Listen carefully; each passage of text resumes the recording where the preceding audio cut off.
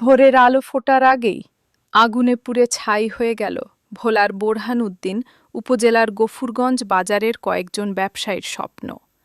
মুহূর্তের আগুন কেড়ে নিল বছরের পর বছর কষ্ট করে গড়ে তোলা ব্যবসা, রেখে গেল শুধু ধোঁয়া, ছাই আর কান্না। রবিবার ভোর 4:30টার দিকে বড়মানিকা ইউনিয়নের গফুরগঞ্জ বাজারে ভয়াবহ অগ্নিকাণ্ডের ঘটনা ঘটে। স্থানীয়দের চিৎকার আর আগুনের লেলিহান শিখায় ঘুম ভাঙে পুরো এলাকার মানুষের। পরে ফায়ার সার্ভিস এসে আগুন নিয়ন্ত্রণে আনলেও ততক্ষণে পুড়ে যায় 7টি দোকান।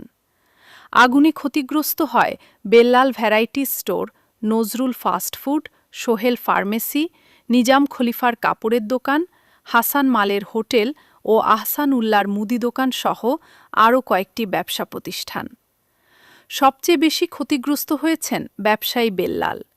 চোখের পানি ধরে রাখতে না পেরে তিনি বলেন, এক রাতেই সব শেষ হয়ে গেছে, কিছুই বাঁচাতে পারিনি। স্থানীয়দের ভাষ্য, বেল্লাল শুধু একজন ব্যবসায়ী নন, বাজারের পরিচিত ও বিশ্বাসী মানুষ।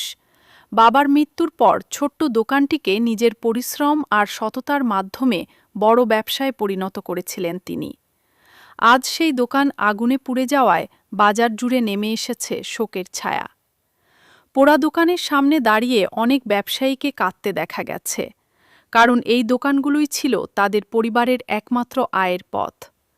ফায়ার সার্ভিস জানিয়েছে, প্রাথমিকভাবে বৈদ্যুতিক শর্ট সার্কিট থেকে আগুনের সূত্রপাত হয়েছে বলে ধারণা করা হচ্ছে, তবে তদন্ত শেষে বিস্তারিত জানা যাবে।